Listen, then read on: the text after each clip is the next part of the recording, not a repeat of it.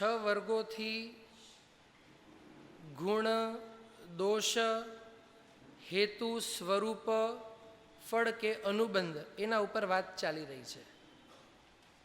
ઘણી વખત એવું બનતું હોય છે કે અમુક સમયથી વધારે એક વસ્તુ ચાલે તો ઓવરડોઝ થઈ જાય, એવું બનતું હોય છે. બધા માટે નહીં, કોઈકની માટે બનતું હોય છે.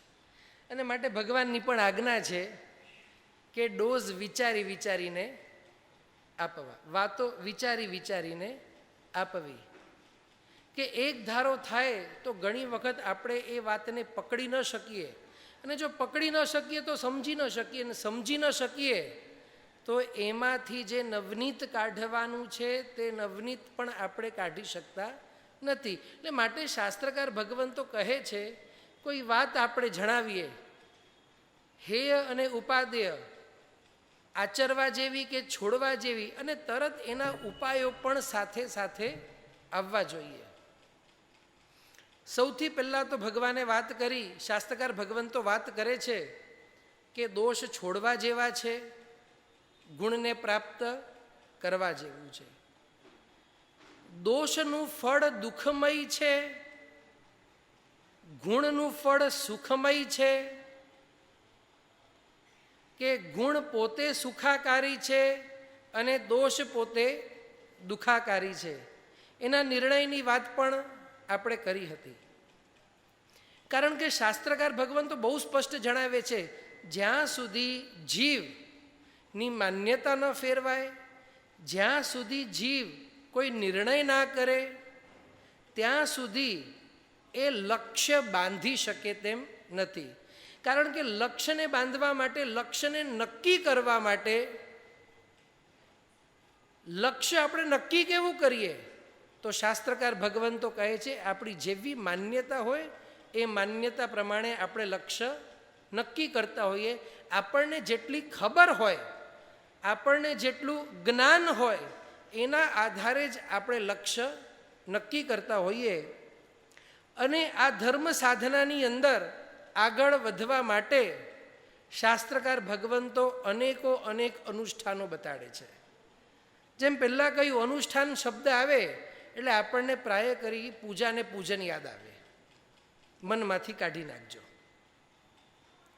ભગવાનની આજ્ઞા પ્રમાણે કરાતી બધી જ ક્રિયાઓ તે અનુષ્ઠાન સ્વરૂપે છે. મુનિ ભગવંત ગોચરીએ જાય તો શાસ્ત્રમાં લખ્યું અનુષ્ઠાન કરે છે. ઇરિયા સમિતિનું પાલન કરવામાં આવે તો કે અનુષ્ઠાન છે. આપણે સામાયિક કરીએ તો અનુષ્ઠાન છે. ચૈત્યવંદન કરીએ તો અનુષ્ઠાન છે. પ્રતિક્રમણ કરીએ તો અનુષ્ઠાન છીએ.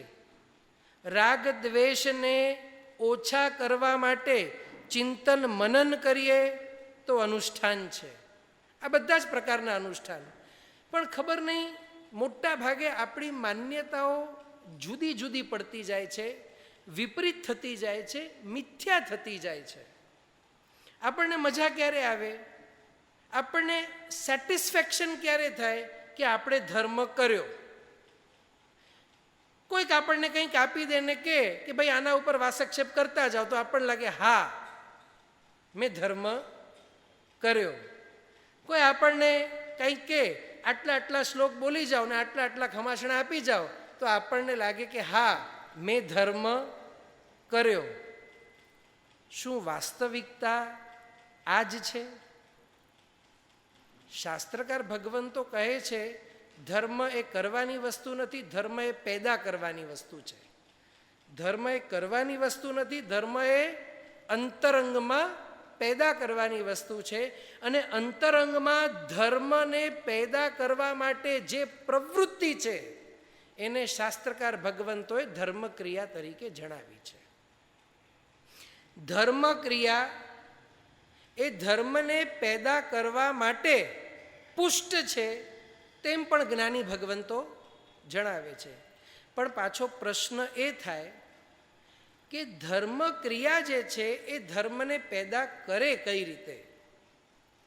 તો શાસ્ત્રમાં લખ્યું, દેવ પૂજા દેવના સ્વરૂપ, દેવ એટલે કે અરિહંત, કોઈ દેવલોકના દેવની વાત નથી, કે પરમાત્માની પૂજા પરમાત્માના સ્વરૂપને જાણ્યા વિના જો કરવામાં આવે તો તે ફલદાયી થાય નહીં. પરમાત્માની પૂજા પરમાત્માના સ્વરૂપને સમજીને જો કરવામાં આવે તો જ ફલદાયી બને. આપણને પરમાત્માના સ્વરૂપને સમજવામાં રસ વધારે કે પૂજા કરવામાં? મોટા ભાગેને તો કોઈ રસ જ નથી. દુનિયામાં મોટા ભાગના જીવોને તો કોઈ રસ જ નથી. અને જેમને રસ છે, જો એમને પૂછવામાં આવે કે પરમાત્માના સ્વરૂપને ઓળખવામાં રસ વધારે કે પરમાત્માની માત્ર બાહ્ય પૂજામાં રસ વધારે? જો આ બધા જ પ્રશ્નો છે ને, આ બધા જ પ્રશ્નો ઉપરથી આપણી ભૂમિકા નક્કી થાય. શાસ્ત્રકાર ભગવંતો તો આગળ જતા હજી કડવી વાતો કરે છે. કહે છે સુખ અને દોષ, ગુણ અને દોષ, કે ગુણની અંદર જો તીવ્ર કટુતા અનુભવાય, ફળબળ અત્યારે બધું ભૂલી જાઓ, ગુણમાં જો તીવ્ર કટુતાનો અનુભવ થાય અને દોષમાં જો તીવ્ર મધુરતાનો અનુભવ થાય તો સમજી લેવાનું મોક્ષ છોડો, મોક્ષ માર્ગ છોડો. મોક્ષ માર્ગને પ્રાપ્ત કરવાની કે પ્રવેશ કરવાની પણ લાયકાત આપણામાં નથી. પણ પાછું એ જ વાત આવે, દોષ શું ને ગુણ શું? આટલા દિવસ આપણે કર્યું, અત્યારે થોડુંક હળવું મૂકીએ. પણ આ વસ્તુઓ ફિટ કરી લેવાની. દોષમાં જો તીવ્ર મધુરતા અને ગુણમાં તીવ્ર કટુતા જો અનુભવાય તો સમજી લેવાનું કે આપણે મોક્ષ માર્ગથી કોસો, અબજો કોસો દૂર છીએ. શું આપણી ભૂમિકા આ છે? તો આ એનું રિઝલ્ટ છે. બીજી ભૂમિકા કહે છે. પહેલી ભૂમિકામાં શું હતું? દોષમાં તીવ્ર મધુરતા. આગળ જતા દોષમાં મંદ મધુરતા અને ગુણમાં મંદ કડવાશ. દોષમાં મંદ મધુરતા અને કટુતા. તો શાસ્ત્રકાર ભગવંતો કહે છે એવા જીવો મોક્ષ માર્ગને પામી શકે તેમ છે. પામી નથી ગયા, પામી શકે તેમ છે. આગળ જતા કહે છે ગુણમાં મંદ મધુરતા, ગુણમાં મંદ મધુરતા અને દોષમાં મંદ કડવાશ. દોષમાં મંદ કડવાશ એટલે કે મોક્ષ માર્ગમાં પ્રવેશ થયો. અને આગળ જતા કહે છે ગુણમાં તીવ્ર માધુર્ય અને દોષમાં તીવ્ર કટુતા. તો કે સમ્યક દર્શનની પ્રાપ્તિ થઈ. અને સમ્યક દર્શન પ્રાપ્ત કર્યા વિના આ જગતમાં કોઈ મોક્ષે જઈ શકે તેમ નથી. તીર્થંકર ભગવંતો પણ નહીં, ગણધર ભગવંતો પણ નહીં, ચક્રવર્તીઓ પણ નહીં, રાજાઓ પણ નહીં અને કોઈ નબીરાઓ પણ નહીં, કોઈ પણ નહીં. એટલે કોઈ લાગવગ બાગવગ અહીંયા ચાલે નહીં કે ભાઈ તમે તીર્થંકરના પુત્ર છો કે તીર્થંકરના પૌત્ર છો તો તમને મોક્ષમાં એન્ટ્રી પહેલી કે છેલ્લી. કોઈની લાગવગ ચાલતી નથી, સ્વયંની લાગવગ પણ ચાલતી નથી. આવી ડેમોક્રેસી ક્યાંય જોઈ છે? લાગવગે ન ચાલે, લાગવગ પણ ન ચાલે. રૂલ ઓફ ધી આત્મા, રૂલ ફોર ધી આત્મા, રૂલ બાય ધી આત્મા.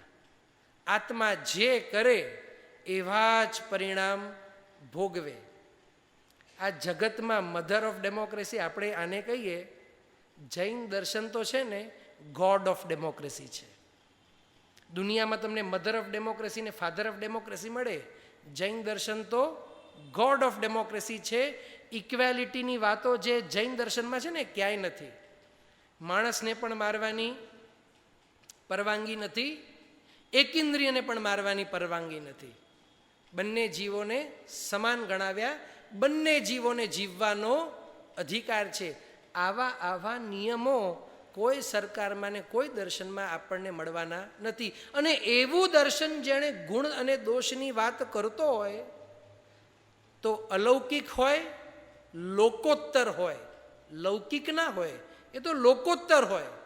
અને આવા લોકોત્તર દર્શનને બતાવનાર જે હોય એની અંદર જે ગુણ અને દોષની વાત હોય એ આપણે ના સમજીએ અને મનોમન આપણી અંદર એક જ ભાવ પડ્યો હોય, જીવન આપણને મળ્યું છે, ધર્મ કરવા જેવું છે, ધર્મ કરીને આપણને જીવન સફળ બનાવવું છે, બધું ફિટ છે, આપણને જીવન બરબાદ નથી કરવો.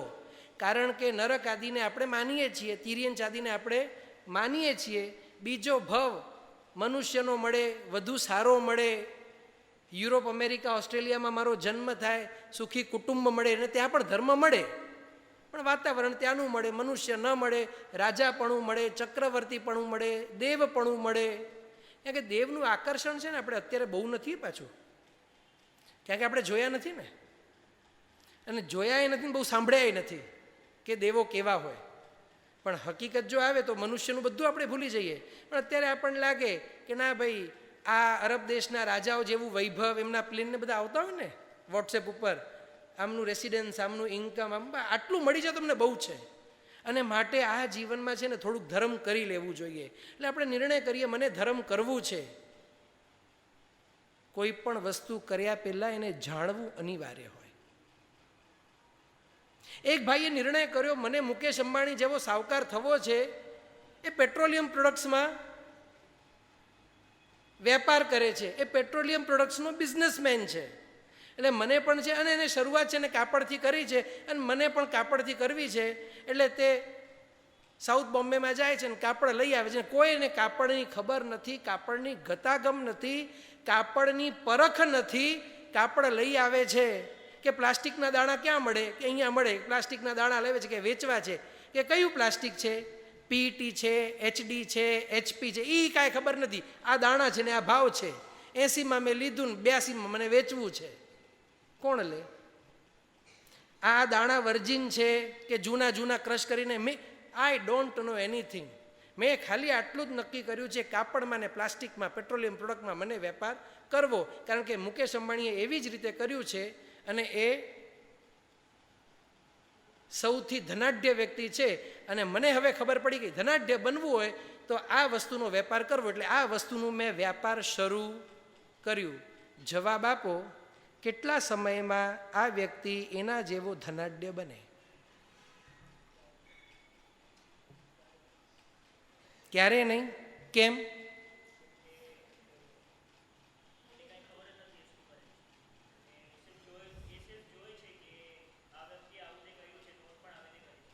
એટલે માત્ર પ્રવૃત્તિ કરવાથી રિઝલ્ટ ના મળે. સંસારમાં બધે આ જ નિયમ આવે કે પ્રવૃત્તિ જાણકારીપૂર્વકની હોવી જોઈએ. એન્ડ રિઝલ્ટ મેળવવા માટે, એના જેવું રિઝલ્ટ મેળવવા માટે જે આપણે પ્રવૃત્તિ કરીએ એ વિથ નોલેજ હોવી જોઈએ કે વિધાઉટ નોલેજ? અને વિધાઉટ નોલેજની પ્રવૃત્તિ સફળતા અપાવે? જો આપણને બધાને ખબર છે, આપણે બધા હોશિયાર, ખાલી ધર્મમાં જ એવું છે ને કે કોઈ નોલેજ કે જ્ઞાનની જરૂર નથી. અહીંયા તો માત્ર પ્રવૃત્તિ કરવાની, અને બાજુમાં જો શ્રુત મળતું પણ હોય ને, મારી પ્રવૃત્તિ રહી જશે. કારણ કે મને બરોબર ખબર છે, એ છે ને 9 વાગે ઓફિસે પહોંચી જાય.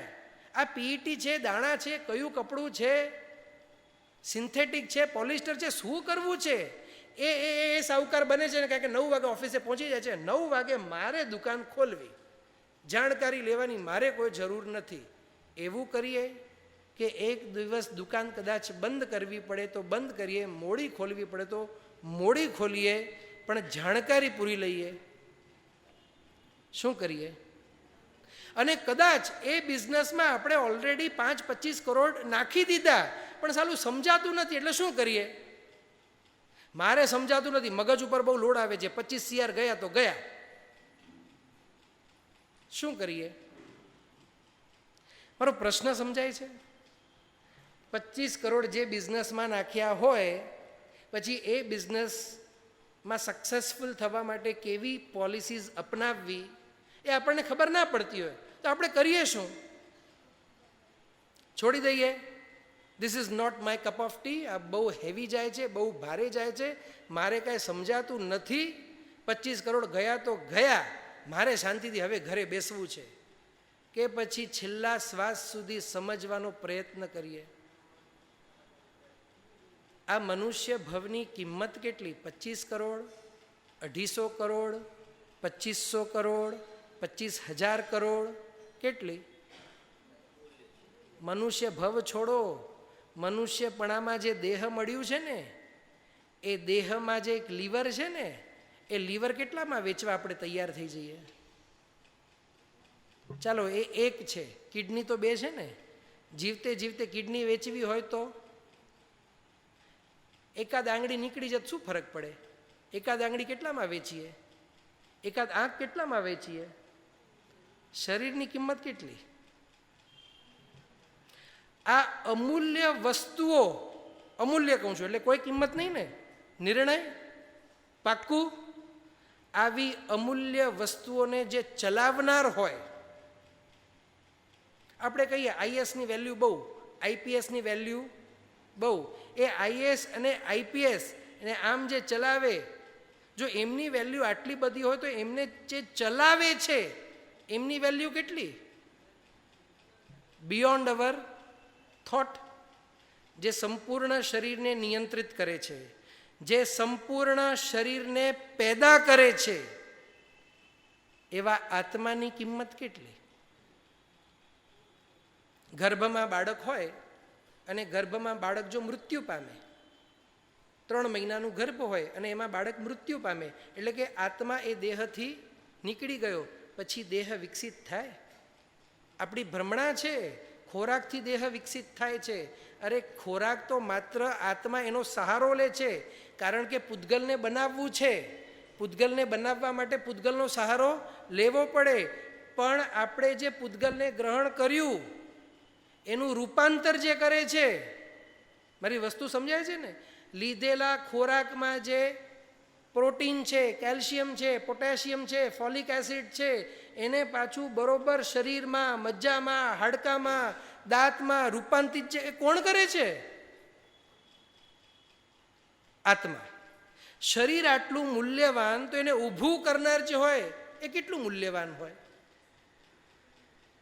આટલી મૂલ્યવાન વસ્તુ એટલે કે આપણે પોતે, અને બીજી મૂલ્યવાન વસ્તુ એટલે કે આ મનુષ્ય ભવ, જે આપણે પોતે, જે પોતે અનંત લબ્ધિના આપણે મૂળથી નિધાન છીએ, અને જે સંપૂર્ણ અનંત લબ્ધિ, અનંત શક્તિ, અનંત જ્ઞાન, અનંત દર્શનને પ્રગટ કરવા માટે જે સહાયભૂત છે તે આ શરીર, માનવ દેહ, મનુષ્ય ભવ અથવા તો મનુષ્ય ગતિ, એની કિંમત કેટલી?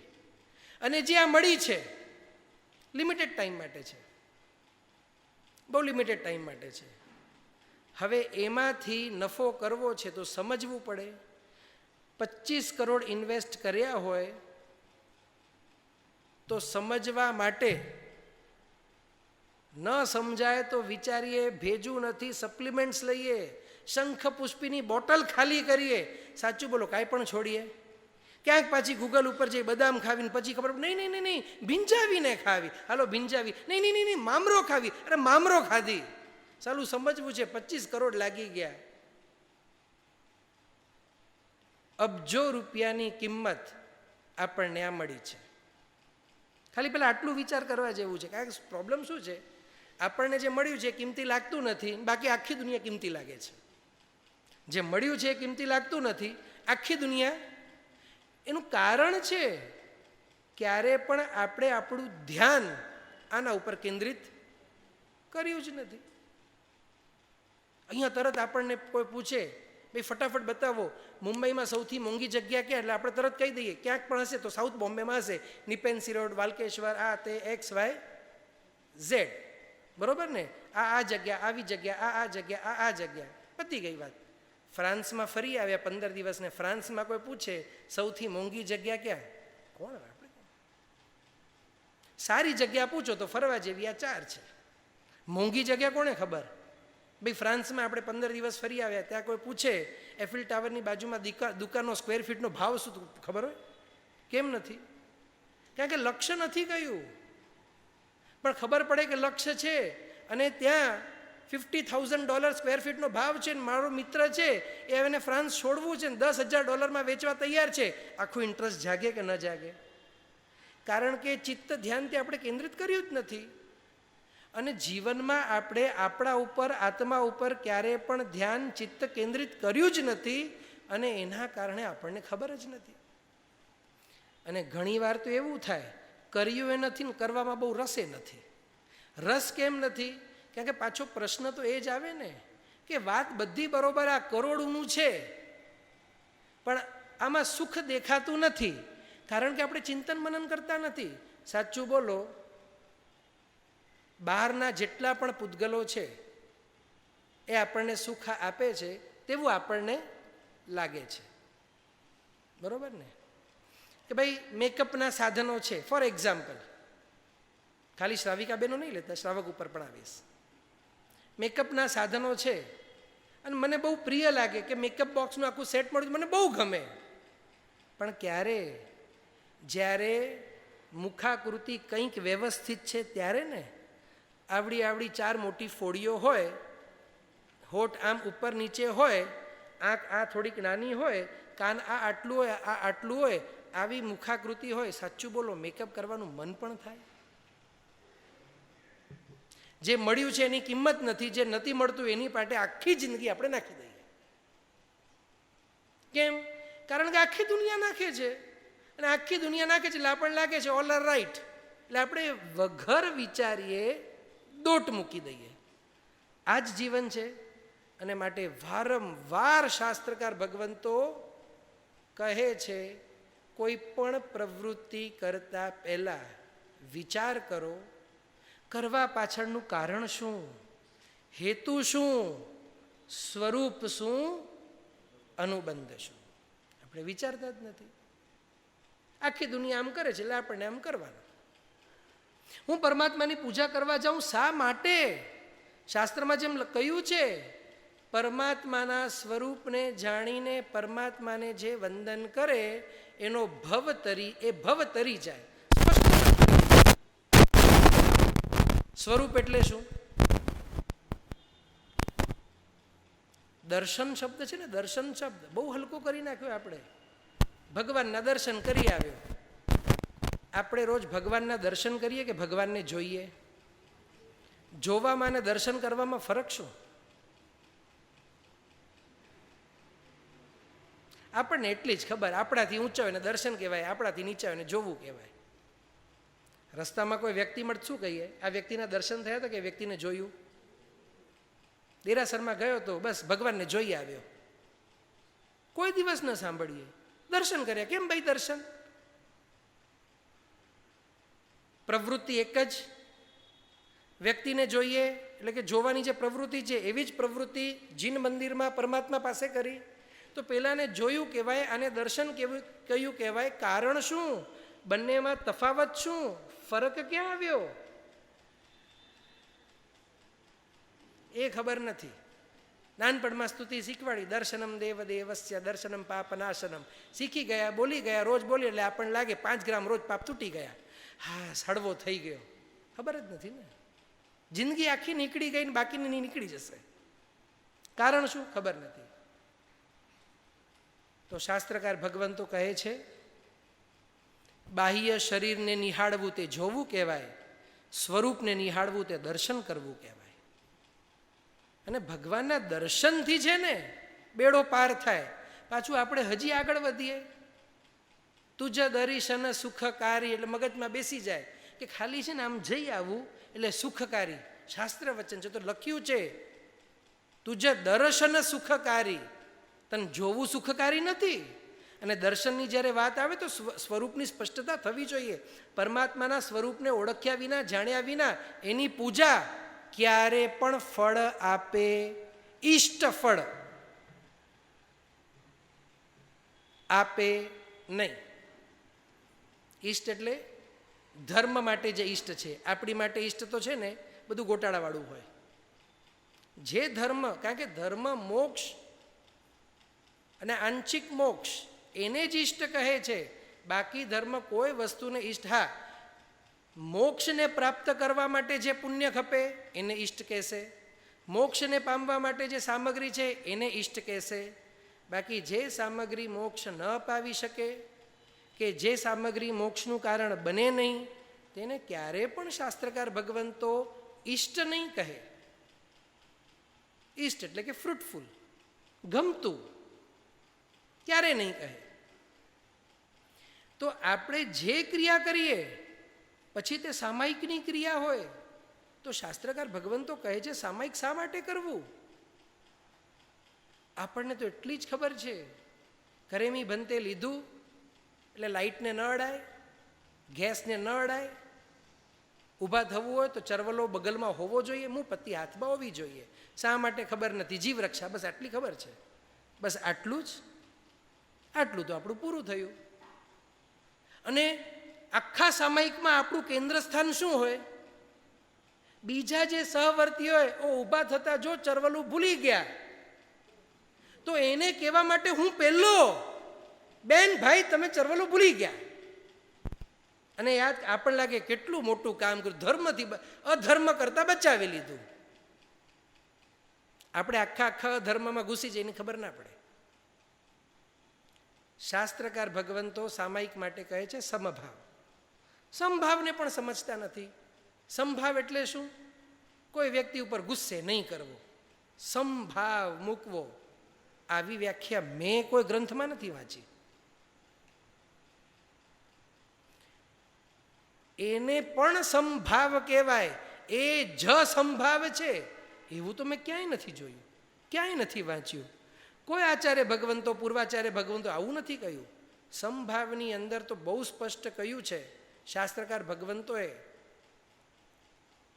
સારી કે નરસી, સુખદાયી કે દુઃખદાયી, સુખદાયી કે કષ્ટદાયી, કોઈ પણ પરિસ્થિતિ ઊભી થાય અંદરનો ભાવ ચલાયમાન ન થાય. દુશ્મન આવે તો દ્વેષ ન થાય, સ્વજન આવે કે પ્રિયતમ આવે તો રાગ ન થાય, ઠંડુ પવન આવે તો રતિ ન થાય, ગરમ પવન આવે તો અરતિ ન થાય, કટુ વચન સંભળાય તો ગુસ્સો ન આવે, સારા વચન સંભળાય તો ગલગલિયા ન થાય. શાસ્ત્રમાં કયું અસંભાવ છે? અને એવો નિયમ નથી કે પહેલા દિવસે પહેલું સામાયિક કરવા બેઠા અને કરેમી ભંતે સામાયમ સાવજમ જોગ પચક્કામી ઓસીરે કર્યું એટલે તરત સંભાવ પ્રગટી ગયું. કોણે કહ્યું? પણ શાસ્ત્રકાર ભગવંતો કહે છે સંભાવને આણવા માટે. મેં તમને વાત કરી કે નહીં મને ખબર નહીં, ઘણા વર્ષો પહેલાની એક વાત છે.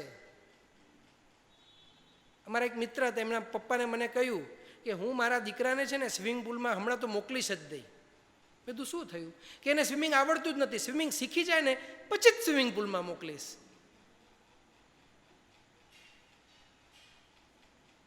એ બંને વ્યક્તિ ઘાટકો પરના જ છે. કહેવાનું એટલે મને મનમાં એટલે પ્રશ્ન, હું પોતે નાનો, હું લગભગ 4થી ધોરણમાં ભણતો, એટલે મને પ્રશ્ન થાય, કારણ કે પછી બુદ્ધિ, કારણ કે કાંઈક ને કાંઈક પ્રશ્ન થાય ને. એ મને લાગ્યું આમના ઘરમાં છે ને ટબ બહુ મોટી હશે કદાચ, બાથ ટબ, આટલું વિચાર આવ્યું. ને એક દિવસ એના ઘરમાં ગયો ને એટલે ખાસ કુતૂહલતા પડી હતી ને એટલે ખાસ બાથરૂમમાં ગયો જોવા, ટબ તો હતી જ નહીં. એટલે પછી આમ જોતા જોતા અંદરથી એવો પ્રશ્ન થયો કે તમે શીખવાડશો ક્યાં? એટલે એમનું મોઢું આવડું થઈ ગયું. બધું એવું તો પ્લાનિંગ નથી ને કે ગટરમાં શીખવાડશો. પ્લાનિંગ શું? ધર્મના જગતમાં આપણી પણ હાલત આવી જ છે. સંભાવ થશે પછી હું સામાયિક કરીશ, સ્વિમિંગ આવડી જશે પછી હું પુલમાં જઈશ. આવી કોઈ વાત કરે તો ડાયો લાગે કે ગાંડો લાગે? કે હું પુલમાં જઈશ 1 દિવસ, 2 દિવસ, 4 દિવસ, 6 દિવસ, 8 દિવસ, પોતે આવડી જશે. ના ના ના ના ના, મારી દીકરીને રોટલી બનાવતા નથી આવડતી. એને જે દિવસે આવડી જશે ને રોટલી બનાવતા, એ દિવસે એને પહેલી વખત હું રોટલી વણવા આપીશ. આ બધા વાક્યો એક જેવા જ. તો શાસ્ત્રકાર ભગવંતો કહે છે, સમભાવને પામવા માટે જીન પ્રણીત અનુષ્ઠાનો આદરવા ઉપાદેય છે. કારણ કે જેવી રીતે જેમ આપણે સામાયિકમાં બેસીએ એટલે ખબર પડે ને કે શું થઈ રહ્યું છે, કેવું થઈ રહ્યું છે, કશાયો અંદરથી જાગૃત થાય. નહીંતર આપણને શું થાય? ઘણા લોકો મેં સાંભળ્યું છે કહેતા, આ તપસ્વીઓ છે ને ઉપવાસ કરે અને પછી બહુ ક્રોધિત થાય, એના કરતાં અમે સારા ઉપવાસ જ ન કરીએ. મહા મોટી ભૂલ અને ભ્રમણા છે. મહા મોટી ભૂલ અને ભ્રમણા છે. એ લોકો એમ સમજતા હોય કે એ લોકો ક્રોધ કરે છે એટલે પાપ બાંધે છે, અમે ક્રોધ નથી કરતા એટલે પાપ નથી બાંધતા. ત્યારે આ જ વર્ગોની અંદર જો આપને યાદ હોય તો એક વાત કરી હતી, પાપની પ્રવૃત્તિમાં જે પાપ છે એના કરતાં અધિક પાપ કરવાની તૈયારીમાં છે. કેમ? કારણ કે પ્રવૃત્તિ તો બહુ લિમિટેડ થાય. આખા દિવસમાં તમે જો નિર્ણય લ્યો કે મને મેક્ઝિમમ લોકોને લાફો મારવો છે, કેટલાને મારી શકો? 20, 25, 50, 100, 200, 500? પોતાના હાથ દુખવા માંડે કે ન માંડે? લિમિટેડ છે. પણ તૈયારી કેટલાને? એન નંબર, કોઈ લિમિટ જ નથી. તો જે તૈયારી છે ને એનું સામ્રાજ્ય બહુ મોટું છે, જ્યારે પ્રવૃત્તિનું સામ્રાજ્ય બહુ અલ્પ છે. તો જે ઉપવાસ નથી કરતા એમની અંદર છે ને ક્રોધ કરવાની તૈયારી તો પડી જ છે. ખાલી પેટનું નિમિત્ત નથી. એ તો નિમિત્ત આવે ને એટલે ભભૂકીને બહાર આવે.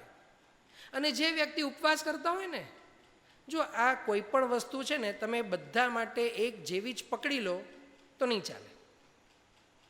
પણ ભગવાને જે વાત કરી છે એટલા માટે કરી છે કે પહેલા ઉપવાસમાં કદાચ સહન શક્તિ ઓછી હોય, અને એમ કરતાં આજે એવા પણ લોકો છે કે ઉપવાસના પારણે વર્ષિતપ કરે, છઠના પારણે, અઠ્ઠમના પારણે.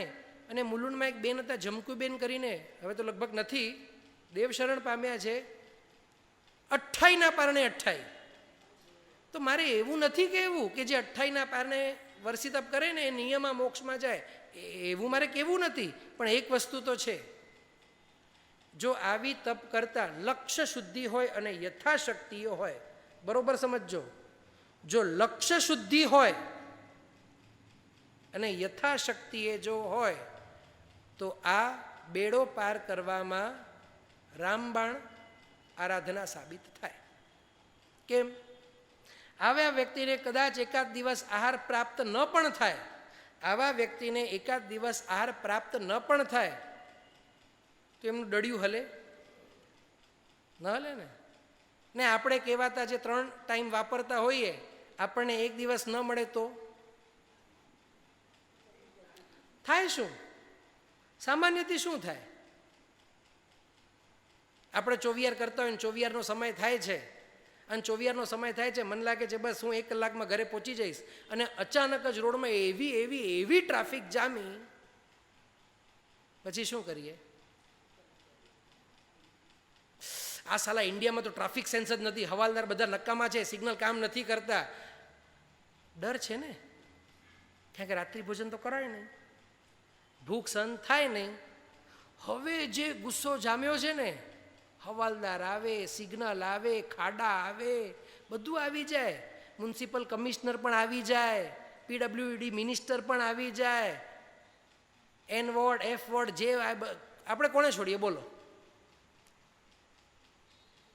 આવું થાય? હું આપને પૂછું છું, બહુ શાંતિથી વિચારજો. જે મુનિ ભગવંતો માટે કહ્યું આહાર મળે તો સંયમ વૃદ્ધિ, ન મળે તો તપોવૃદ્ધિ. આપણને એ જીન વચન ક્યારે યાદ ન આવે? પ્રેક્ટિસ નથી. અને માટે શાસ્ત્રકાર ભગવાન તો કહે છે જીન વચનોને વાઘોડવાનું કહ્યું છે, વાઘોડવાનું. શાસ્ત્રમાં દાખલો આવે છે.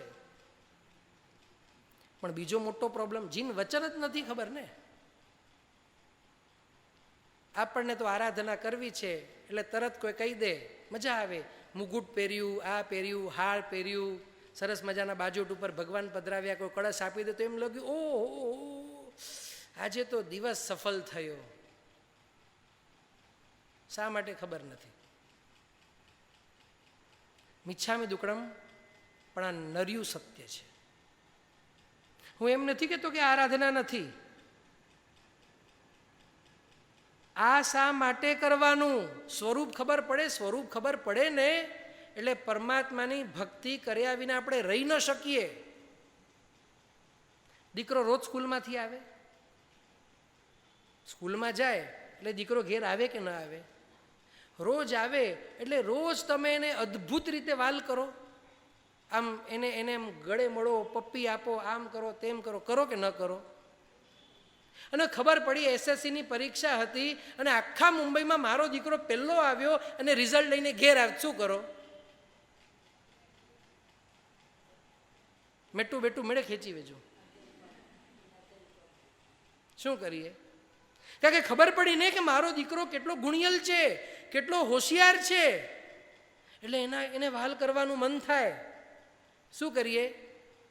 પછી ઘેર દાળ ભાત શાક રોટલી કે પછી 4-5 આઈટમ બીજી બને? બને કે ન બને?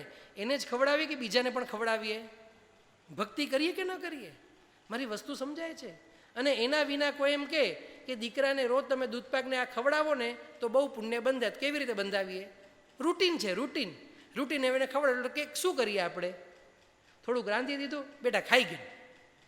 રૂટીન છે ને, થઈ જાય. ભાવ, ઉલ્લાસ, ઉમંગ ત્યારે હોય? ના હોય. કારણ કે સ્વરૂપ નથી. સ્વરૂપ સામે આવે તો ચિત્ર બદલાઈ જાય, સ્વરૂપ સામે ના આવે તો ચિત્ર ઢળી જાય. જ્યારે પરમાત્માનું સ્વરૂપ સામે આવે, આ પરમાત્મા કેવલી છે, આ પરમાત્મા વિતરાગી છે, આ પરમાત્મા ધર્મતીર્થની સ્થાપના કરનારા છે, આ પરમાત્મા દ્વાદશાંગીને અર્થરૂપી કહેનારા છે, આ પરમાત્માએ પરમ તત્વ ને આપનારા છે, આ પરમાત્મા સુખી થવા માટે જે પણ રસ્તાઓ છે એમને બતાવ્યા છે. આ પરમાત્માએ અનાદિકાળના દુઃખોને દૂર કરવાના બધા જ ઈલાજો બતાવ્યા છે. આ પરમાત્માનું માર્ગ સચોટ છે, અલૌકિક છે, લોકોત્તર છે, જેમાં એક પૈસાની ક્ષતિ પણ આપણે કાઢી શકીએ તેમ નથી. પણ પ્રોબ્લેમ ખર્ચ શું છે?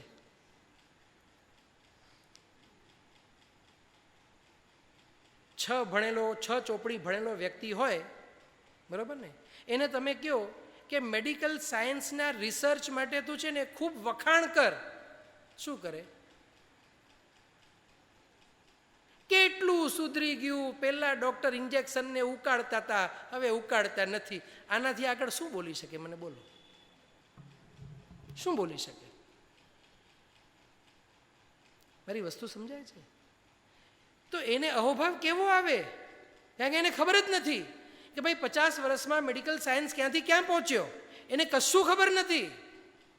અને આટલી જ ખબર છે, આજથી 25 વર્ષ પહેલાં એક સોય મારીને કાઢે ને પછી પાણીમાં ઉકાળે, હવે તે પૂરું થયું, આટલું સુધર્યું. અને બહુ તો એટલી ખબર પડે, પહેલાં હોસ્પિટલમાં સિમેન્ટ હતી, હવે માર્બલના હોસ્પિટલો થઈ ગયા. પહેલાં એસી વગરની હતી ને હવે, સાચું બોલે ને, જેટલા વખાણ કર્યા એ મેડિકલ સાયન્સના સંદર્ભે કર્યા કે બધું આઉટ ઓફ સબ્જેક્ટ કર્યું? જે પહેલાં સિમેન્ટની લાદીઓ હતી, હવે જે માર્બલની ફર્શ થઈ ગઈ, એ મેડિકલ સાયન્સના કારણે કે આર્કિટેક્ચર વગેરેના કારણે? જે એસી આવ્યા તે મેડિકલ સાયન્સના કારણે, પણ એને છે ને ઉપરનું જ સ્વરૂપ દેખાય છે. એટલે કે પરમાત્માની આંગી જોઈ, પરમાત્માનું મુખડું જોઈ, અત્ત પરમાત્મા કેળા ચમકેતા, અરીઠાથી પરમાત્માને બરોબર ધોયા હોય તો આવું જ લાગે. આજે તો પરમાત્માનું સ્વરૂપ અલૌકિક હતું કે બાહ્ય રૂપ અલૌકિક હતું, નિર્ણય કરજો. કારણ કે આપણે બહારથી અંદર જવા ક્યારે પુરુષાર્થ કરતા જ નથી, ત્યાં જ અટકી જઈએ. અને પરમાત્માનો ગુણ વૈભવ જો જાણવો હોય તો સૌથી પહેલાં તો પરમાત્માને ઓળખવા પડે. અને ઓળખ્યા વિના દેવ આપણે જો માનીએ તો પહેલો જ પ્રશ્ન આવે, ભગવાન આમને દેવ માન્યા શા માટે? મમ્મી પપ્પાએ માન્યું માટે એમને પૂછીએ, મારા મમ્મી પપ્પાએ માન્યું માટે એમને પૂછીએ, મારા મમ્મી પપ્પાએ માન્યું માટે. આવું જ ચાલે. ને આજે આ બની રહ્યું છે બધી વાતમાં આવું જ. પ્રતિક્રમણ કરતા એક સૂત્ર અહીંયા, એ ઈના લે હી કરાવવા છે. કોણે કહ્યું? હું સાકરબાઈ ચૈવ્યા. સાકરબાઈને પૂછો કોણે કહ્યું? હું ગાંગજીભાઈ ચૈવ્યા. ગાંગજીભાઈને પૂછ્યું કોણે કહ્યું? હું લાધીબાઈ ચૈવ્યા. આ જ ચાલે છે. એમાં જ રસ છે આપણને. અને મનુષ્ય ભવ સાર્થક કરવા આપણે નીકળ્યા. ક્યારે ન વિચાર્યું રાગ અને દ્વેષના પરિણામને હળવું કરવા માટે આ સૂત્રો છે. કેમ, શા માટે, શું? અને નથી બોલવાનું તો નથી બોલવાનું, પણ એના પાછળનું કારણ શું? એક બે વખત મેં ક્યાંક વાત કરી હતી. મુહ પત્તી પડિલેણના સૂત્રો અલૌકિક અકલ્પનીય છે. મને તો એટલું કહેવું છે, મુહ પત્તી પડિલેણના જે સૂત્ર છે ને, આખું સાધના માર્ગ છે. આખું સાધના માર્ગ.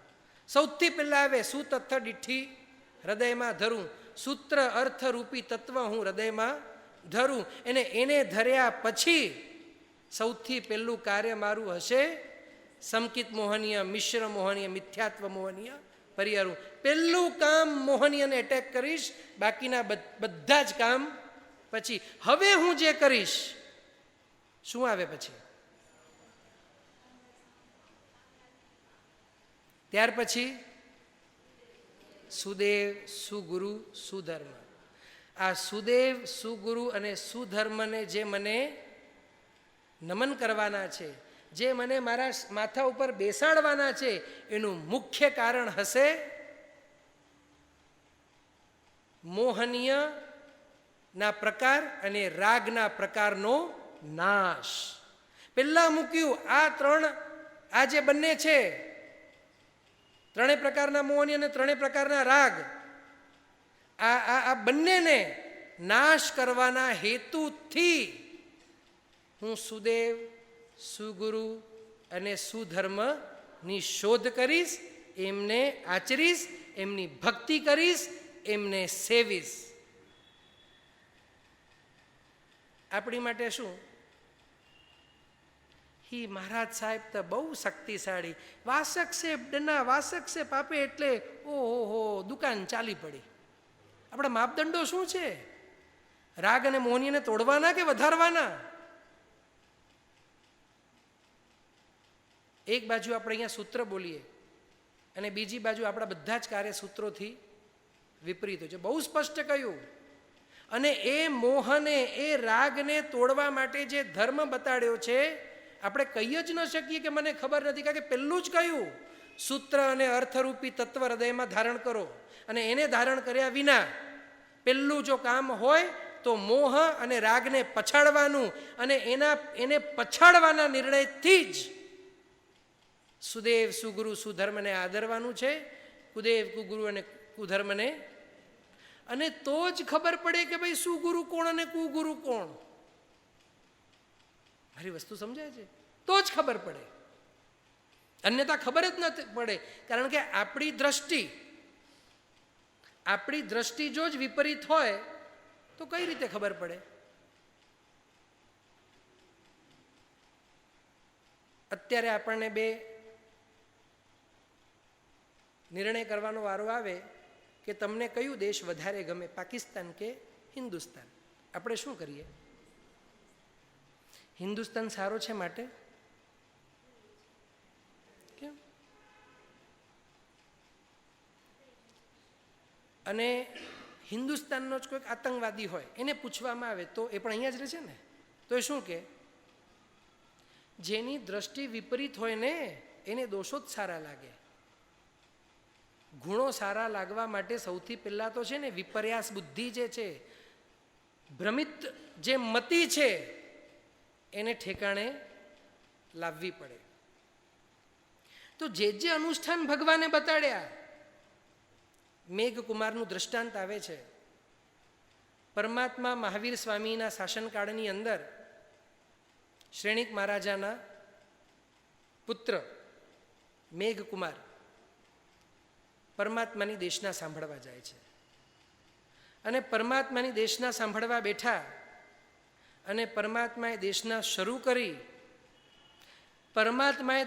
શરૂ કરી અને દેશનાનો એક એક શબ્દ, પરમાત્માની વાણીનો એક એક શબ્દ આ મેઘકુમારના કાનની અંદર પ્રવેશવા લાગ્યું.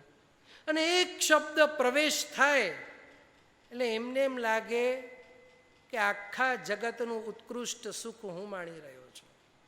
બીજું શબ્દ પ્રવેશ કરે એમને થાય અલૌકિક આનંદ. અને જેમ જેમ શબ્દ પ્રવેશ કરતા જાય આનંદનો કોઈ પાર નહીં. અને ત્યાં નિર્ણય લે છે મને પરમાત્મા પાસે દીક્ષા લેવી છે. બધી તૈયારી થઈ ગઈ. માતા ધારિણી પાસે જાય છે અને વિનંતી કરે છે, માતા મને સંયમ ગ્રહણ કરવું છે. માતા કે છે આપનું કામ નહીં.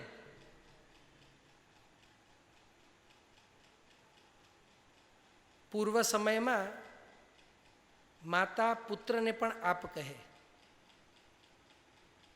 મોટો ભાઈ નાના ભાઈને પણ આપ કહે. ને પૂર્વ સમય છોડો ને, એમ 50 વર્ષ પહેલાં જુઓ, જે વડીલ અહીંયા બેઠા છે એમને નાની બેનને કે નાના ભાઈને તુકારીને બોલાવે કે આપ કરીને બોલાવે? બધું ગયું. તું ક્યાં બોલવું, આપ ક્યાં બોલવું? અચાનક આપને વિચાર આવશે અને ધર્મથી શું મતલબ? આ તું ને આપ ક્યાં વચમાં નિખિલભાઈ લઈ આવ્યા? આ તો ખબર જ નથી ને આપણને કે એને કેટલો મોટો સંબંધ છે. આ તું ને આપ ચાલ્યા કરે. અને પછી ઉપરથી કે ભગવાનને તું કહીએ, આ કયો મોટો વિશાળ. કોઈ ખબર જ આગળ પાછળ કાંઈ ખબર નથી, આટલું ખાલી માની લીધું. અને પછી શું કે ભગવાનને તું કહીએ, માતાને તું કહીએ. અને ભગવાન તો માતાથી વિશેષ છે, તો બાકીની તો શું વિશાળ? ભૂલમાં તો બોલી જાય કે માતા પિતાથી પણ અધિક ગુરુ અને ભગવાન છે. માતાને જેટલાનું હાર કરાવી આપે એટલાનું ભગવાનને ન કરે. કહેવાનું જુદું, વિચારવાનું જુદું, બધું જુદું. અને ત્યાં મેઘકુમાર નક્કી કરે છે મને દીક્ષા લેવી છે. ધારિણીને એમની માતાને સમજાવે છે, વિનંતી કરે છે, જીદ કરે છે અને મનાવી લે છે. ત્યારે ધારિણી કહે છે ભલે વત્સ, આપને જવું હોય તો રજા આપું છું. આપની જીદ પાસે મારું કંઈ ચાલવાનું નથી. કારણ કે હવે રાજમહેલના સુખો એમને તુચ્છ લાગવા લાગ્યા. બધું તુચ્છ લાગે છે. પરમાત્મા જે તત્વ સંભળાવે છે એ તત્વનો એક એક શબ્દ પ્રકૃષ્ટ આનંદનો અનુભવ કરાવે છે. દીક્ષા ગ્રહણ કરે છે. દીક્ષા ગ્રહણ કર્યા પછી પ્રથમ રાત્રિએ જ ઘણા બધા મહાત્માઓ હતા. અને એક નિયમ છે ને, જે નાના મહાત્મા હોય એમનો સંથારો છેલ્લે હોય. એટલે કે દરવાજા પાસે એમનો સંથારો છે અને આગળ બીજા બધા ક્રમથી મોટા મહાત્માઓએ સંથારો કર્યો હતો. સ્થંડિલ માટે, માત્રા માટે કંઈક પણ હોય. કારણ કે એમે લગભગ રાત્રિના બીજા પ્રહરના પ્રથમ ભાગમાં સંથારો કરવાનો હોય અને ત્રીજા ભાગના અંતમાં તો સંથારો ઉપાડી લેવાનો આવે. લગભગ 6 કલાકની નિદ્રાનો કાળ. એમાં સમજી લો કે 100, 150, 200 મહાત્મા પણ હોય ને બધા નહીં પણ 50% પણ અવર જવર, એટલે દર 5-10 મિનિટે અવર જવર થાય. દરવાજાની બાજુમાં બહાર જાય એટલે ગામડાઓ હોય, સીસી રોડ તો હતા નહીં, એટલે જાય, ઠંડી લાદી જાય, પગ થોડાક ભીનાશવાળા હોય, માટી ચોટે અને સંથારી પાસે જે છે એ માટી ખંખેરાઈ જાય, એટલે સંથારી જે છે એમની આખે આખી માટીવાળી થઈ ગઈ અને દુર્ધ્યાને ચડ્યા. અત્યાર સુધી એ મેઘકુમારને લાગતું હતું કે હું તો દુર્ધ્યાન કરતો જ નથી, કારણ કે જ્યારે મહેલમાં બેઠા હોય, ભગવાનની વાણી સાંભળે, ધર્મની વાત કરે, મહેલમાં બેઠા હોય, ખૂબ ઊંચા ભાવોમાં ચડી જાય, ખૂબ ઊંચા ભાવોમાં, અને બહુ સરસ, આહા ધર્મનું સ્વરૂપ છે, આ છે વૈરાગ્ય, આમ તેમ. કારણ કે દુર્ધ્યાન થવા માટે કોઈ નિમિત્ત હતું. બાકી દુર્ધ્યાન જો વિપરીત નિમિત્ત આવે તો દુર્ધ્યાન કરવાની પૂરી તૈયારી છે.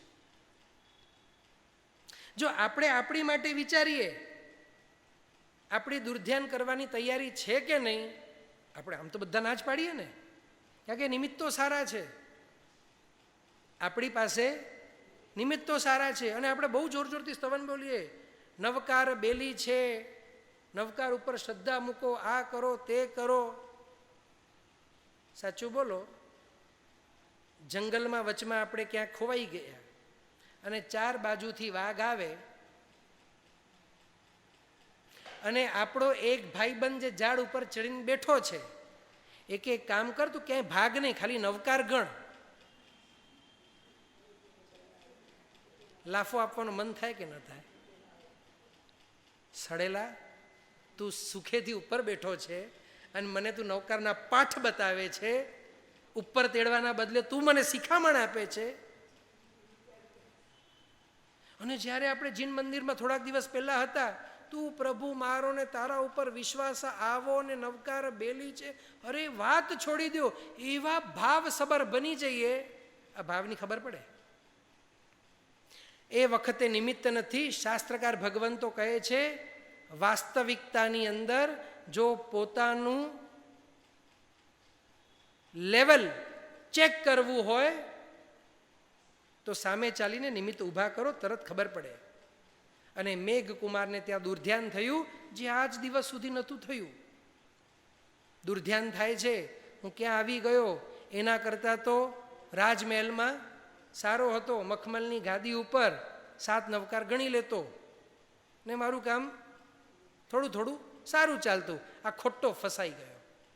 એટલે રાત્રિએ નિર્ણય કે છે, કાલે સવારના સૌથી પહેલાં ઉઠીશ અને ભગવાન પાસે જઈશ અને ભગવાનને કહીશ, ભગવંત મિચ્છામિ દુક્કડમ, મારાથી આ સંયમ પડાતું નથી, આ ઓગો પાછો લ્યો. ભગવાન કેવલ જ્ઞાની છે. મેઘકુમાર પાછા જાય છે પરમાત્મા પાસે ઓગો આપવા માટે, પૂરી તૈયારી છે. મેઘકુમાર એટલે કે હવે મેઘમુનિ, મેઘમુનિ પરમાત્માને કે એનાથી પહેલા પરમાત્મા એને કહે છે, અરે મેઘમુનિ, આખી રાત્રિ આપે કેમ દુર્ધ્યાનમાં પસાર કર્યું? ભગવાન નામથી બોલાવે તો એમે ગુસ્સો તો ઠંડો પડી જાય ને. દાખલા તરીકે કોઈક એવો કાયદો વડાપ્રધાન લઈ આવે ને આપણું માથું ફરી જાય ને આપણે નક્કી કરીએ કે સાલું આજે એક કમિટી બનાવીને છે ને વડાપ્રધાન પાસે જઈને આખો ઉભરો કાઢવો છે, અને આપણે વડાપ્રધાન કહી દે, અરે નિખિલભાઈ પધારો, ક્યારે આવ્યા? શું થાય?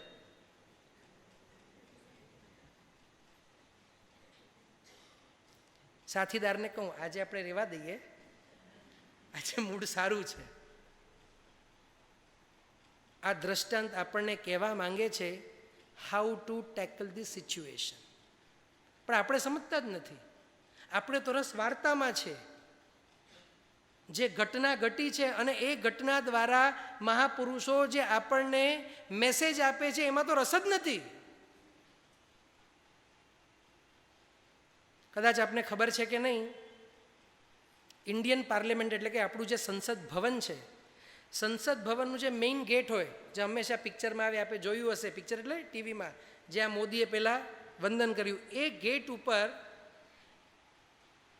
2 સિક્યોરિટી વાળા છે. નોર્મલી સિક્યોર એટલે આપણી ભાષામાં વોચમેન, લગભગ 1.5 થી 2.5 લાખ રૂપિયા એમનો પગાર છે. બાકી સિક્યોરિટીવાળાનું નહીં, આ ગેટ ઉપર જે 2 જણા છે એમનો પગાર 1.5 થી 2.5 લાખ રૂપિયા. એટલે આપણે અંદર તો થાય ને એવું શું છે, એવા કોઈ બોડી બિલ્ડર નહીં, આ નહીં તે નહીં. એમનું એક જ કામ, જેટલા સંસદ સભ્યો સંસદ ભવનની અંદર પ્રવેશ કરે બધાને નામથી બોલાવીને નમસ્કાર કરે. પ્રથમ વખત ચૂંટાયેલો સંસદ સભ્ય હોય એને એમ પૂછે નહીં, સર આપ પહેલી બાર આયો, આપકા નામ ક્યાં હૈ? બધું જ રેકોર્ડ આવી જાય. આ પહેલી વખત ચૂંટાય છે, એમનું આ નામ છે, અહીંયાથી છે, ત્યાંથી છે. અને જ્યારે પધારે નામથી બોલાવે. એટલે પ્રશ્ન થયો, નામથી બોલાવે કે ફરક શું? આપ વિચાર કરજો, આની પાછળ કેટલી મોટી સાયકોલોજી રહેલી છે. અને ત્યાં પરમાત્મા મહાવીર મેઘ મુનિને નામથી બોલાવે છે, આવકારે છે.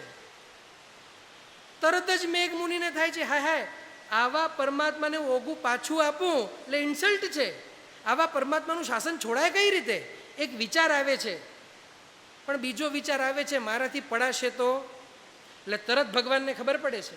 ભગવાન કહે છે, મેઘ મુનિ થોડાક પાછળ જાઓ, પૂર્વ ભવનો વિચાર કરો. પૂર્વ ભવની અંદર આપ હાથી હતા, અને કોઈ સામાન્ય હાથી નહીં. કેટલીક તો એમની પત્ની તરીકે હાથીઓ હતી, એમનું બહુ મોટું પરિવાર હતું, એવા હાથી હતા. અને દાવાનળ લાગે છે આખા જંગલની અંદર, અને આખા જંગલની અંદર દાવાનળ લાગે છે. એટલે એક જગ્યાએ જે આજુબાજુ ઘાસ આદિ ના હોય એવા જગ્યા બધા પશુ આવીને ઊભા રહી જાય છે. આ મેઘ મુનિનો પૂર્વ ભવનો જીવ પણ ત્યાં આવીને ઊભો છે, અને ખચાખચ આખું ભરાઈ ગયું. અને ત્યાં આ હાથીને ખંજવાળ થઈ. એટલે એક હાથીનો પગ એ ઉપાડી અને બીજા પગ ઉપર ખંજવાળ કરે છે. એટલી વારમાં તો એક નાનકડું સસલું એ ખાલી જગ્યામાં આવીને બેસી જાય છે, ત્યાં બેસી જાય છે. અને આ હાથીને ખબર પડે છે કે આ તો મારા પગની નીચે સસલું છે, પગ મૂકીશ તો કચડાઈ જશે. એટલે હાથ મૂકતા, એટલે કે પગ મૂકતા નથી, અને એક પગ અધ્ધર મૂકે છે. દાવાનળ નાનો ન હતો.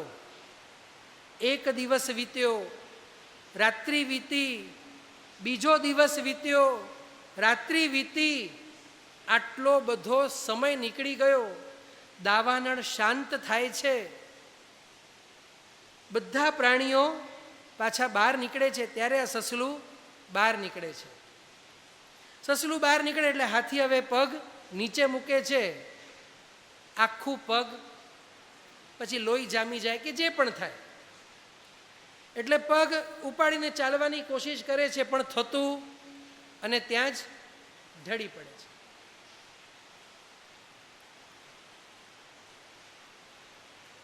વાઘ હોય કે સિંહ હોય, ચિત્રો હોય, લેપર્ડ હોય, કોઈ પણ માંસાહારી પ્રાણી હોય, દોડવાની ક્ષમતા ખતમ થાય તો શું થાય? બીજા વાઘો મળી એને આવી એને ખવડાવશે, ખતમ. કોઈ પણ પ્રાણીની ચાલવાની દોડવાની ક્ષમતા પૂરી થાય એનું હાલ શું? આપણે બહુ સુખી છીએ. હાલતા ચાલતા હોઈએ ત્યારે કોઈ ખવડાવવા ન આવે, પણ પથારીએ પડીએ તો રોજ 9-10 જણા ખવડાવવા પહોંચે. વિચાર કરો કેટલું પુણ્ય હશે. અને મેઘકુમારને આ પૂર્વ ભવની સ્મૃતિ થઈ કે આટલું આટલું સહન કર્યું, અને આ સહન કરવાના કારણે તને મનુષ્ય ભવ મળ્યો, તને આ શાસન મળ્યું, તને આ મુનિપણું મળ્યું. આટલું તું સહન કરે અને તને આ કષ્ટ જે છે એ દુઃખદાયી લાગે છે. અને આ મેઘકુમારની આંખો જે ખુલી હતી પણ દ્રષ્ટિ બંધ હતી, એ દ્રષ્ટિ ત્યાં ખુલે છે. અને મેઘ મુનિને થાય છે, અરે રે રે રે, હું શું કરવા જવાનો હતો? આ દુર્ધ્યાન મારાથી થાય જ કેમ? મેઘ મુનિનો પુણ્ય પ્રબળ હતું. ભગવાન એને સંસારના સ્વરૂપના દર્શન કરાવે છે કે તારા સંસારમાં તારું આ પૂર્વ ભવ હતો. કદાચ આપણા પુણ્ય એટલા નથી કે સાક્ષાત તીર્થંકર આપણી પાસે આવે અને આપણને કહે કે આપણો પૂર્વભવ આ હતો, આપણો પૂર્વભવ આ હતો. પણ શાસ્ત્રકાર ભગવંતોએ શાસ્ત્રના માધ્યમથી મોટા ભાગે આપણા બધા જ ભવો કહી દીધા કે કોઈક ચોથા ભવમાં તો કોઈક પૂર્વના 5મા, કોઈક 6, કોઈક 7મા, કોઈક 10મા, કોઈ 25મા, કોઈક 30મા, કોઈક 40મા, કોઈક તિર્યંશ થયું, કોઈક નરકમાં ગયા, કોઈક એકેન્દ્રિયમાં હતા, કોઈક બેઇન્દ્રિયમાં હતા, કોઈક વાઘ તરીકે હતા, કોઈક ઘેટા તરીકે હતા, કોઈક બિલાડી તરીકે હતા. બધા ભવો આપણે કરી આવ્યા. કોઈ ભવમાં કાળા વાવટા ફરકાવવા ચાન્સ ન મળ્યું. કોઈ ભવમાં થાળી વાટકા પછાડવાનો ચાન્સ ન મળ્યો. કોઈ ભવમાં મોરચો કાઢવાનો અધિકાર નથી. આ બધી ચરબી આ જ ભવમાં છે. અને જ્યારે આ સંસારનું સ્વરૂપ, વાસ્તવિક સ્વરૂપ જ્યારે નજર સામે આવે ને, 80% જે અહીંયા જે બધું ચડ્યું છે ને, બધું ઉતરી જાય. પણ શાસ્ત્રકાર ભગવંતોના વચનોને નિહાળવું નથી. ત્યાં તો મેઘ મુનિને પરમાત્માના વચનોએ બચાવી લીધું. અરે અહીંયા તો પૂર્વાચાર્યો, વર્તમાન આચાર્યો બચાવવા બેઠા જ છે. આપણને બચવું નથી. કારણ કે આપણને તો એટલી જ ખબર છે, સવારના જઈને તિલક કરી આવવાનું. બહુ ભાવ આવે તો ભગવાનને મળી લેવાનું. આપણને કોઈ કરે તો વિચાર તો કરો. આપણને કોઈ પગે લાગવા આવે એટલે પહેલાથી શું થાય? પિત્તો સટકે કે એમ કહીએ ઓહો હો હો, આના ભાવ જોઈને તો હું પીગળી જાઉં છું. 2 આપીએ સડસડાટ કરીને. આપણે ભાવ વ્યક્ત કરવા જઈએ, સ્વરૂપની ખબર નથી, સ્વરૂપ શું છે એના કોઈ ઠેકાણા નથી, ભાવ વ્યક્ત કરવા જઈએ. અને ઘણી વખત તો આપણા મગજમાં બેસી જાય. ઘણા લોકો આમ કરતો હોય એટલે આને ભાવ કહેવાય. કારણ કે જાણવું નથી, વાંચવું નથી, સમજવું નથી. જે દેખાયું એમાંથી જે મળ્યું એ સમજીને કરી લેવું છે. અને જે થોડું ઘણું આપણો ઉદ્ધાર થાય તો ઠીક છે, ન થાય તો બીજા ભાવમાં ફોડી લેશું. આ જ વિચારથી આપણે લગભગ આખું જીવન આપણું પૂરું કરીએ. શાસ્ત્રકાર ભગવંતો કહે છે આપણને તો પરમાત્માને અડવાનો પણ અધિકાર નથી. પરમાત્માને અડવાનો પણ અધિકાર નથી. પણ જો ભાવ વૃદ્ધિ માટે પરમાત્માને અડવું પડે તો લખ્યું છે જે આંગળી પરમાત્માને સ્પર્શ કરો ને તો વચમાં ચંદનનું પડ મૂકજો. કારણ કે ચંદન એ શુદ્ધ છે, આપણું શરીર એ અશુદ્ધ છે. પણ ચંદન વિનાનો સ્પર્શ નિષેધ કર્યો. આપ વિચાર કરો તો આ બધું ક્યાંથી આવે?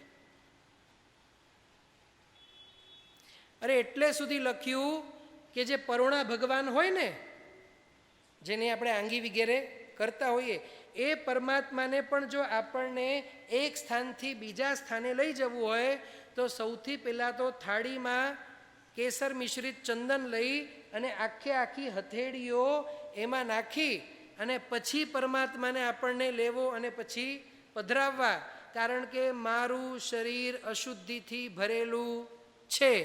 શારીરિક અશુદ્ધિઓ તો છે જ, પણ આ શરીરમાં આટલા ભાગમાં જે આત્મ પ્રદેશો પણ છે ને એ પણ અશુદ્ધ છે. સાલું એક આત્મ પ્રદેશમાં મોહનીય ઠાંસીને મોહનીય કર્મ ભરીને પડ્યા છે. અશુદ્ધિ એટલે આપણને શું લાગે? મેલ અશુદ્ધિ લાગે, આ બધું અશુદ્ધિ લાગે. મોહનીય કર્મ, જ્ઞાનાવરણીય કર્મ, દર્શનાવરણીય કર્મ, અંતરાય કર્મ અશુદ્ધિ લાગતા જ નથી. અરે ક્યારે આપણે વિચાર્યું નહીં કે ઘાતી કર્મ ને અઘાતી કર્મમાં ફરક શું? ઘાતી કર્મ બધા પાપ છે. જ્ઞાનાવરણીયમાં પુણ્ય પ્રકૃતિ, જેમને હવે પ્રકૃતિની ખબર પડે એ ખાલી વિચારજો જ્ઞાનાવરણીમાં પુણ્ય પ્રકૃતિ આવે, દર્શનાવરણીમાં પુણ્ય પ્રકૃતિ આવે, મોહનીયમાં પુણ્ય પ્રકૃતિ આવે, અંતરાયમાં પુણ્ય પ્રકૃતિ આવે? ન આવે. ખાલી પુણ્ય પ્રકૃતિઓ અઘાતીમાં જ આવે. આ ભેદ પણ આપણને નથી ખબર. અને આપણે પરમાત્માનું સ્વરૂપ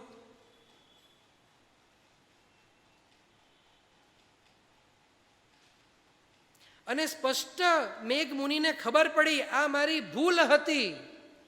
અને હવે જે સાધનામાં જે વેગ મળીને એ પહેલા કરતા ઘણી અધિક હતી. પણ મૂળમાં કારણ શું?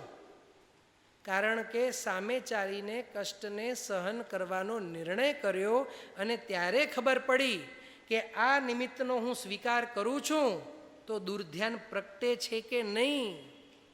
કારણ કે નિમિત્ત ન આવે તો મને કહો, જે વ્યક્તિ અતિ ગુસ્સાવાળો હોય, ક્રોધી, બરોબર ને, એને રોજ તમે સોનાથી તોલતા રહો તો ક્રોધ કરે? એને જે ગમે એવા વચનો તમે બોલતા રહો, એને બધું અનુકૂળ કરો તો ક્યારે ક્રોધ કરે? ન કરે ને. તો એને તમે શું કહો? ડાયો? શું કહો? અને ક્રોધી જ્યારે ઊંઘ કરે ત્યારે શું કહેવાય? આપણને કોઈ પ્રશ્ન પૂછે આ વ્યક્તિ કેવો, તો આપણે એમ કહીએ સવારના 7 થી રાતના 11 વાળો ભયંકર ગુસ્સાવાળો, પણ રાતના 11 થી કરીને સવારના 7 એકદમ શાંતિવાળો. કેમ? કે રાતના 11 થી 7 છે ને ક્રોધ નથી કરતો. અચ્છા, હા, કેમ ક્રોધ નથી કરતો એ ખબર નથી, પણ ઊંઘમાં ક્યારે ક્રોધ નથી કરતા, ન જ કરે ને.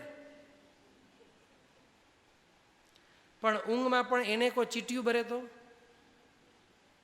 જોયા વિના મારી પત્ની છે, ભાઈ છે, માતા છે કે પિતા છે, એક આપે કે ના આપે? આવા સનકી વ્યક્તિઓ શું કરે? તૈયારી તો 24 કલાક છે. નિમિત્ત મળે એટલે ખબર પડે. આપણને આપણા દોષની ખબર નથી પડતી, કારણ કે નિમિત્તો આપણી પાસે નથી. અને એ નિમિત્તોમાં આપણા દોષમાં આપણને સુખ દેખાય છે કે દુઃખ દેખાય છે, એનો નિર્ણય ક્યારે થાય? જો આપણને એ દોષમાં સુખ દેખાય, પણ એ દોષમાં સુખ કે ગુણમાં દુઃખ, એનો નિર્ણય કે જ્યારે વાત આવે ખબર ક્યારે પડે? તો આવા નિમિત્તો ઊભા થાય ત્યારે. અને માટે શાસ્ત્રકાર ભગવાન તો કહ્યું, સામાયિક છે, પ્રતિક્રમણ છે, પૌષધ છે, જે તપ કયા, જે અનુષ્ઠાન કયા, વીરતિ ધર્મ સંબંધિત. એક વસ્તુ સમજી લેજો, દ્રવ્યથી સામાયિક કરવું એ વીરતિ નથી, પણ દ્રવ્યથી સામાયિક કરવા દ્વારા જે આત્મામાં જે સંભાવ પ્રગટે એ વીરતિ છે. એટલે સૌથી પહેલાં આપણું લક્ષ્ય શું હોવું જોઈએ? કે હું જે દ્રવ્યથી સામાયિક કરું છું, મારું લક્ષ્ય સંભાવ પ્રગટાવવાનું છે. આજે ન પ્રગટ્યું કંઈ વાંધો નહીં, કાલે પ્રગટાવીશ. 1%, 2%, 3%, 4%, પણ આ 48 મિનિટ સુધી તો મને ઉપર નીચે થવું નથી. ભગવાને પુણ્યશ્રાવકના સામાયિકના વખાણ એમને એમ નથી કર્યા. અને મેઘ મુનિના જીવનની અંદર પણ જ્યારે કષ્ટ એમને આવ્યું ત્યારે દુર્ધ્યાનનો નિમિત્ત બન્યો. અને જ્યારે દુર્ધ્યાનનું નિમિત્ત બન્યું ત્યારે એમને સ્પષ્ટ થયું કે શુભ ભાવ કે શુદ્ધ ભાવ કરવો એટલો સહેલો નથી. કારણ કે અહીંયા તો ભલે એ સામે ચાલીને ગયા, આપણા ભવમાં પુણ્યનો ઉદય સારો છે માટે ખરાબ નિમિત્તો ઓછા છે, પણ બીજા ભવની ખબર નથી ને નિમિત્તો કેવા હશે. બીજા ભાવમાં ખબર પડી આપણા જ ગામના શેરીમાં કૂતરા તરીકે આપણો જન્મ થયો એટલે શું થાય? ચાડી મેં ઘીંગો.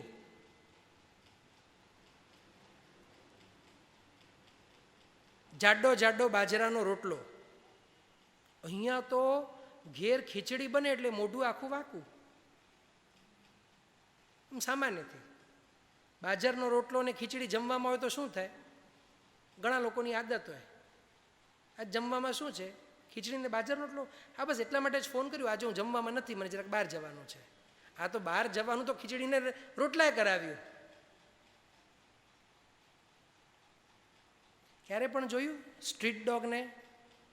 અરે આ કૂતરા કેટલા દિવસથી રોટલા ખાય છે, ચાલો આજે આપણે ગુરુ કૃપામાંથી પીઝા લઈને ખવડાવીએ. ભૂલી જાઓ. અરે ઘરના કૂતરા એને ખાલી પેડિગ્રી જ ખાવા મળે છે, બીજું નથી મળતું હવે તો. આ ભાવમાં નિમિત્ત નથી, બીજા ભાવમાં નિમિત્તનો ઢગલો રહેશે. અને માટે શાસ્ત્રકાર ભગવંતો કહે છે આ ભવ એવું ભવ છે જ્યાં દુર્ધ્યાનના નિમિત્તો અતિ અલ્પ છે. માટે ગુણ વિકાસ માટે વીરતી ધર્મ, દેશવીરતી, સર્વવીરતી જેવી યોગ્યતા તેવી પણ અલ્પ પણ વીરતી ધર્મને સ્વીકારી તરત નક્કી કરો કે આ પરિસ્થિતિમાં આ નિમિત્તમાં દુર્ધ્યાનો પ્રગટે છે કે નથી પ્રગટતા, કશાયો ભભૂકીને બહાર આવે છે કે ના, એના ઉપર મેં વિજય મેળવી લીધું. બાકી તો એસી રૂમમાં છે ને કોઈ દુર્ધ્યાન કોઈને ન થાય. શાંત વ્યક્તિ, જે ક્રોધી વ્યક્તિ પણ હોય ને, એવા ક્રોધી વ્યક્તિને પણ તમે સાંજના રિસેપ્શનમાં લઈ જાઓ ડિસેમ્બર મહિનામાં, અને મંદ મંદ મ્યુઝિક ચાલતું હોય, એને ક્રોધ આવે? મને આ વાતાવરણ નથી ગમતું, મને બહુ ગરમી થાય છે, મને કંટાળો આવે છે, નહીં. એને પણ ક્રોધ ના આવે, કે નિમિત્ત જ નથી ને, પુણ્યની બલિહારી છે. શાસ્ત્રકાર ભગવંતો કહે છે આ ભવને લક્ષ્ય સામે મૂકીને આરાધના કરીશું તો નિષ્ફળ જઈશું. બધા જ ભવોને સામે મૂકી અને આરાધના કરવી પડે. જો આ ભવ ચૂક્યો તો બીજા ભવો આવા છે.